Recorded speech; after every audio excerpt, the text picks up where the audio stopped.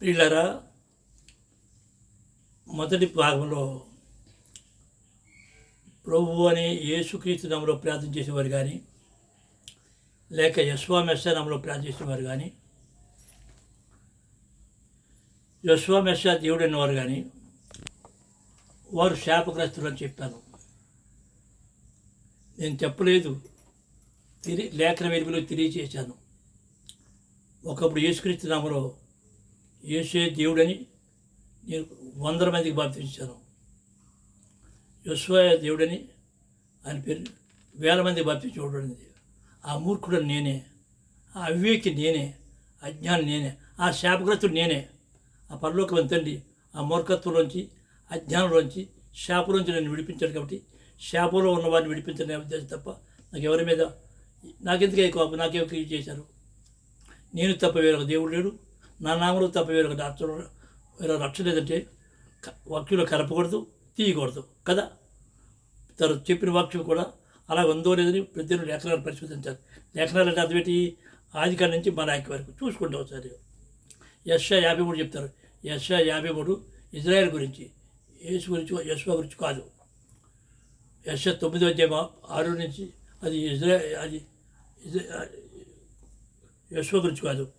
మరొకసారి చెప్తున్నాను, ఒకవేళ మంచిగా యథార్థంగా సత్యాన్ని వేస్తుంటే తప్పకుండా వస్తే తప్పుడు విపులంగా క్లియర్గా స్పష్టంగా చెప్తాను. ఒకవేళ ఈ బోధ తప్పు అయితే నేను శాపం పొందుతాను, శిక్ష పొందుతాను. సత్యం నాకు తెలుసు. ఎందుకంటే అబద్ధ బోధకులకి కఠినమైన తీర్పు తప్పదు. అయితే పరలోక రాజ్య మర్మం లేకుంటే మీకు అనుగ్రహింపబడింది అంటే ప్రకటించేవాడు ఆయనే, రక్షించేవాడు ఆయనే, జ్ఞాపజేవాడు కూడా ఆయనే. ఆయనకి నా కళ్ళు తెరిచాడు. కాబట్టి నాకు 100% తెరిచాడు. కాబట్టి ఈ వర్తమానం తండ్రిదైతే రాణిస్తా, లేకపోతే రాలిపోతా. కానీ ఇది మాత్రం సత్యం. ఎవరైతే యెహోవా మెస్సియా ఆ తండ్రికి రావాల్సిన మహిమ యెహోవా మెస్సియా రాకూడదు. ఆయనకి రావాల్సిన ఆ పరమ తండ్రికి రావాల్సిన మహిమ ఎవరికి రాకూడదు. మురికి నెత్తులు పుట్టువాడికి మహిమ ఎలాగ వస్తుంది? యెహోవా మెస్సియా ఆయన ప్రవక్త, ఆయన 12 మంది గోత్రాలకు హెచ్చరించడానికి పుట్టాడు. నో డౌట్ అట్ట ఇశ్రాయేల్ గోత్రం. అది మర్మం. ఆ మర్మాలు కూడా అవన్నీ కూడా క్లియర్ చేస్తా. ఇప్పుడు ఎవరు ఏ నామలో రక్షణ నామం ఒక విధంగా చెప్పటం. యెహోవా ఏమన్నా ప్రకటించాడు? తండ్రి నామలో ప్రార్థించాడు, తండ్రి నామలో రక్షణ చెప్పాడు. ఈ రోమన్ కత్రికుడు గ్రంథాన్ని మార్చేశాడు, తిప్పేశాడు, ముప్పేశాడు. ఇదిలా అయితే అదైతే మరొకసారి చెప్తున్నా, పరమ తండ్రియే నన్ను పంపినాడు, ఈ వర్తమానం అయినా ఇచ్చాడు. లేకపోతే నేను ఒకప్పుడు ఆ పాపలో ఆ శాపంలో ఉన్నవాడిని విడిపించాడు. మీరు కూడా విడిపించబడని ఉద్దేశం తప్ప వ్యక్తిగతంగా నాకు ఎవరి మీద నాకెందుకు కోపం? ఉదయమ్మ ఏనామో తెలియజేసాడు. యోహాను సువార్త 17:6 లోకము నుండి నీవు నాకు అనుగ్రహించిన మనుషులకు నీ నామమును ప్రత్యక్షపరిచితిని.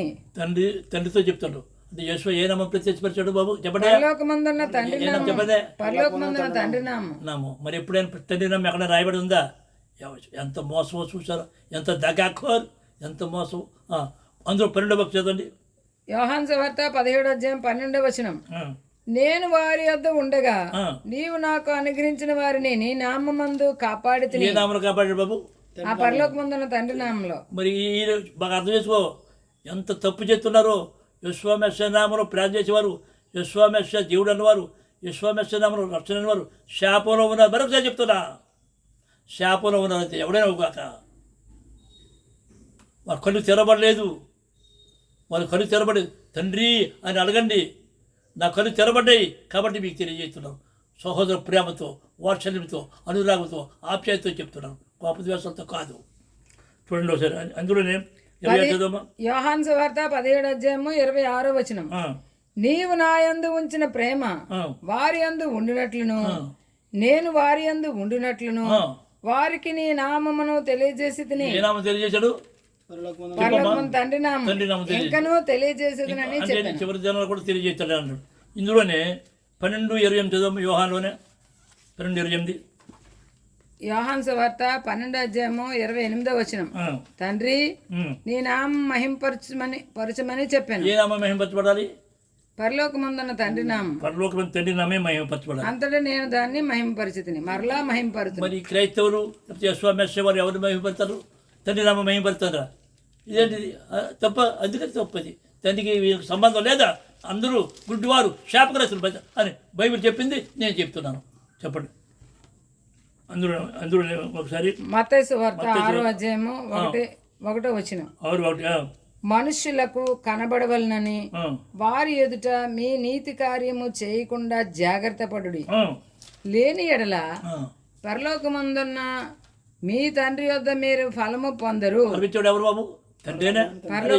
తండ్రిని మహిమపరుస్తుంటే వీళ్ళు యశ్వాని మహిమ ఈ తర చెప్తాను. వీళ్ళు యశ్వాకి మహిమపరుస్తారు అంటే యశ్వ ఎవరిదా చెప్పండి. పో పో పో తండ్రి. ఆ పెద్ద ఆయన ఎందుకు చెప్తా ఉంటుంది? ఏమిటిది? నేను తప్పు చెప్తే శాపం అంటున్నాడు. ఏమిటి సామాన్యం? తప్పు చెప్పితే నాకు శాపం, తప్పు చెప్పకపోతే చెప్పు నడిస్తే మీకు శాపం. ఒకప్పుడు ఆ శాపంలో ఉన్నాను నేను, నన్ను విడిపించాడు. మీరు కూడా విడిపింపండి ఆశ. 9వ అక్షరం 6:9. 6వ అధ్యాయము 6వ వచనం. నీవు ప్రార్థన చేయనప్పుడు నీ గదిలోనికి వెళ్ళి తలుపు వేసి రహస్యమందున్న నీ తండ్రికి ప్రార్థన చేయము. తండ్రికి ప్రార్థన ఈ ప్రభుని ఎరగెడతారా? ఆయన ఏమో తండ్రికి ప్రార్థన ఈయన ఎరగెడుతున్నారు. నేను ఒకప్పుడు ఏడ్చాను. అర్థంగా తండ్రికి ప్రార్థించారు. మత్తయి సువార్త 6వ అధ్యాయం 9వ వచనం. కాబట్టి మీరు ఎలాగ ప్రార్థన చేయండి, పరలోకమందున్న మా తండ్రి నీ నామం పరిశుద్ధ పరచబడునుగాక. ఎవరు చేయాలి? తండ్రి అని చేయాలా? ప్రభు అని చేయాలా? తండ్రి అని చేయాలా? నీ నామం పరిశుద్ధపరచబడునుగాక అంటే తండ్రికి చేయమని చెప్తాడు. మీరు చూడండి, వీళ్ళందరూ క్రైస్తవులు ఎలా పోయారు చూస్తారు. చూడండి, మత్తయి రాశాడు, క్రైస్తవులు ఎలా భ్రష్టులైపోయారు, అందులైపోయారు, అక్రమంలో ఉన్నారు, శాపంలో ఉన్నారు. ఎందుకున్నారు చెప్తా చూడండి. నేను చెప్పలేదే, బైబిల్ చెప్పింది, లేఖలు చెప్పింది, మత్తయి గారు చెప్తున్నారు. మత్తయి సువార్త 7వ అధ్యాయం 21 నుంచి ఇప్పుడు చదవమ్మా. మత్తయి సువార్త 7వ అధ్యాయము 21 నుంచి 23 వచనాలు. ప్రభువా ప్రభువా అని నన్ను పిలుచు ప్రతి వాడును పరలోక రాజ్యంలో ప్రవేశింపడు గాని. ప్రభువా అని యేసుని ఎవడైతే పిలుస్తాడో వాడు పరలోకి వెళ్ళాడు, ప్రవేశింపడు గాని. వెళ్తారా? పరలోకమందున్న నా తండ్రి చిత్త ప్రకారం చేయువాడే ప్రవేశించును. అంటే నేను చిత్తమా తండ్రి చిత్తమా? పరలోకమందున్న తండ్రి చిత్తం, యేసు చిత్తం కాదు, ఆయన చిత్తమా? ఆ దినమందు అనేకులు నన్ను చూచి ప్రభువా ప్రభువా. నన్నంటే ఎవరు? యేసుని చూస్తారు. యేసుని చూసి ప్రభువా ప్రభువా మేము నీ నామమున ప్రవచింపలేదా? నీ నామలో చెప్పారు. యశ్వాని మెస్సే నామలో యేసుక్రీస్తు నామలో ప్రార్థన, నీ నామలో ప్రవచింపలేదా? నీ నామమున దెయ్యములను వెళ్ళగొట్టలేదా? నీ నామలో దెయ్యాలు వెళ్ళగొట్టలేదు. ఒకప్పుడు నేను చేశానని చెప్తున్నాను. నీ నామమున అనేకమైన అద్భుతములు చేయలేదా అని చెప్పుదురు. అనేక అద్భుతాలు చేయలేదా అని చెప్పుదురు. అప్పుడు నేను మిమ్మల్ని ఎన్నడను ఎరుగును. అసలు ఎరగట. అక్రమము చేయవారులారా. అదేంటి క్రమం కాదు, అదేంటి ఇందులో ఇంగ్లీష్లో చూస్తే లాలెస్నెస్, లా తక్కువైపోయింది. ఇంగ్లీష్ చూడండి, లాలెస్నెస్. అక్రమం అంటే క్రమం ఏది? తండ్రికి ప్రార్థన చేయాలా? ఏ నామంలో ప్రార్థన చేయాలా? తండ్రి నామంలో చేయాలా? తండ్రి అక్రమం చేయవారులారా. నా యొద్ద నుండి పొండిన వారితో చెప్పుదును. చూడు, ఇంగ్లీష్ చూడండి, లాలెస్నెస్ ఉంటుంది. ఏ నామలు చేయాలి? తండ్రి నామలు చేయాలి, తండ్రికి చేయాలి. పర్వతానికి స్తోత్రం. హల్లెలూయా. ఇప్పుడు ఇంగ్లీష్ చదవాలండి. అంటే లా తక్కువ. ఏది లా? ఏది? ఆయన నామాన్ని వ్యర్థంగా వాడవద్దని చెప్పాడు తప్ప వాడవద్దని కాదు. ఆ లాలెస్నెస్, అది లాలెస్నెస్ ఉంటే అక్రమం చేయవాలని. చదువమ్మా ఇంగ్లీష్లో 7వ అధ్యాయము. Matthew 7th chapter 21 words to 23 words. Not everyone who says to me, Lord, Lord, shall enter the kingdom of heaven, but he who does the will of my Father in heaven. Many will say to me in that day, Lord, Lord, have we not prophesied in your name? యశ్వనామలో లేకపోతే యేసునామలో చేస్తున్నారు. Cast out demons in your name, అన్ని చేస్తున్నారు. and done many wonders in your name. ఆ నామలో చేస్తున్నారు. And then I will declare to them. నేను చేశాను, నేను కూడా చేశాను.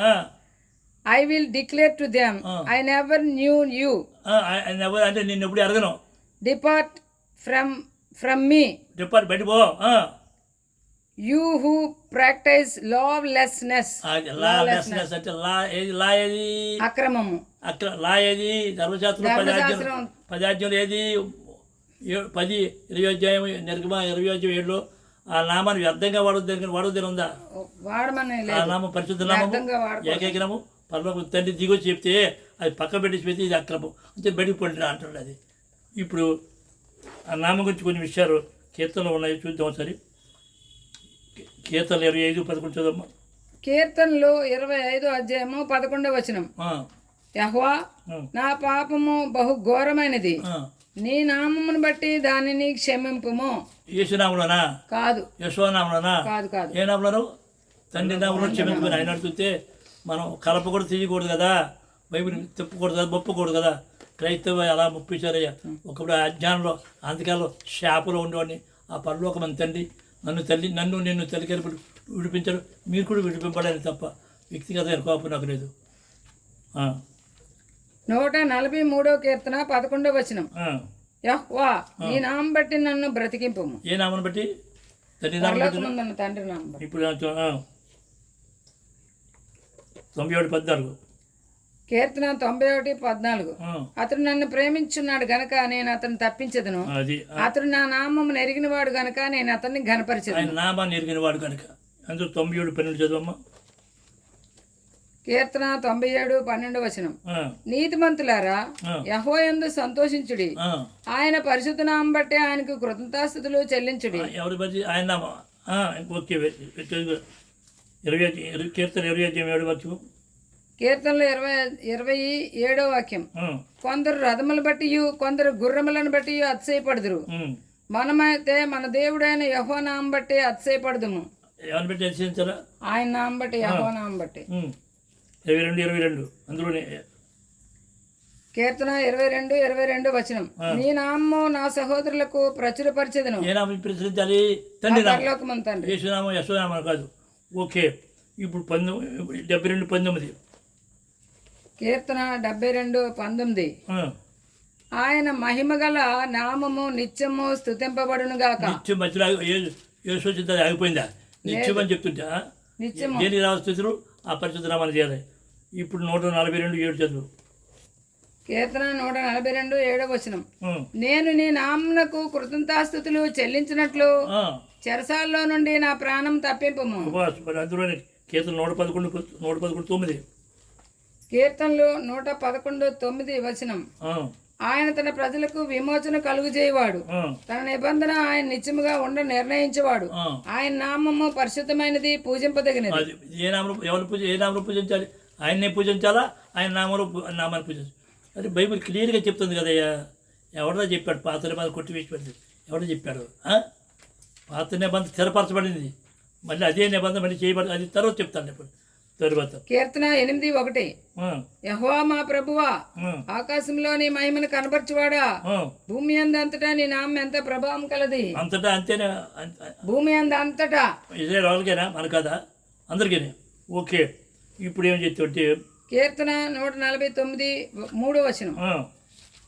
నాట్యంతో వారు ఆయన నామమును స్తుతించుదురుగాక. ఏ నామాన్ని స్తుతించాలా? ఆయన నామాన్ని మార్చారా? ఇప్పుడు చేసు చూడండి. ప్రకటన గ్రంథము 14 చదవండి. మరియు ప్రకటన 14:1. దొంగ దొరికిపోతారు. ఇంగ్లీష్లో తీయమ్మా. 14 ఇంగ్లీష్ తీసా. కీర్తనలు 14:1 చదవమ్మా. కీర్తనలు 14 ప్రకటన 14:1 వచనం. మరియు నేను చూడగా ఇదిగో ఆ గొర్రె పిల్ల సియోను పర్వతం మీద నిలవబడి ఉండెను. ఆయన నామమును ఆయన తండ్రి నామమును నొసలయందు లిఖింపబడి ఉన్న 144,000 మంది ఆయనతో కూడా ఉండిరి. ఆయన నామము తండ్రి అంటే రెండు పేర్లు.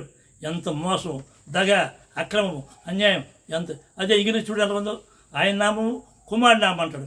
ఇంగ్లీష్లో ఏం చదవమ్మా? Revolution 14:1 word.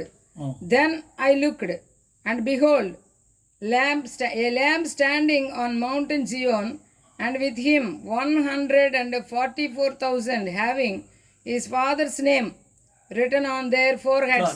తండ్రి నామం ఒకటే ఉంది, కుమారుడు నామం ఫాదర్స్ నేమ్ అని ఉంది. ఎంత మోసం, ఎంత దగ, ఎంత అన్యాయమో మీరు అర్థం చేసుకోండి అయ్యా. కలపు పుల్లి కానీ కలపకూడదు. ఆడ ఇష్టమయ్యా బాబు. ఒకసారి అర్థం చేసుకున్నారా? తండ్రి నామం ఆయన నామమే. తండ్రి ఎవడు? ఆయన ఒకడే. ఆయన నామే రాయ, ఆయనకే మహిమ చెందాలి. ఆయన నామన రక్షణ, ఆయన నామన పాపక్షమాపణ, ఆయనే రక్షకుడు, ఆయనే దేవుడికి కొట్టాడు. అంతే బాస్, అంతే. అయితే మా వాడు అడిగాడు, ఏమండి ఐజక్ ఈ కుసుమకు అయిపోయి, అదే మీరు కోరి స్నేహితుడ గాయం చేస్తాడు. ఈ కుసుమ నా తమ్ముడు, యథార్థం చెప్తున్నా, నాకంటే మంచివాడు, యోగ్యుడు, చేగబడు కాబట్టి నేను ఆయన ప్రేమిస్తున్నాను. కాబట్టి దాంతో రోషం రావాలి. ఏమిటిది? నేను చేపలో ఉన్నానట, నేను అజ్ఞానంలో ఉన్నట, అక్రమంలో ఉన్నట, అవిధేయతలు ఉన్నట, ఏమిటిది అని ఆయన మంట వచ్చి అప్పుడు ఏం చేస్తాడంటే దేవుని దగ్గరికి వెళ్తాడు. నన్ను తప్పనుకో, నన్ను సరి చేస్తాడు, లేదంటే సరి అయిపోతాడు. అందుకే అర్థమైందా? నన్ను సరి చేసినా నాకు సరి అయిపోయినా సంతోషమే. నాకేంటి? నాకు కావాల్సింది ఓకే. పరమతని స్తోత్రం. హల్లెలూయా.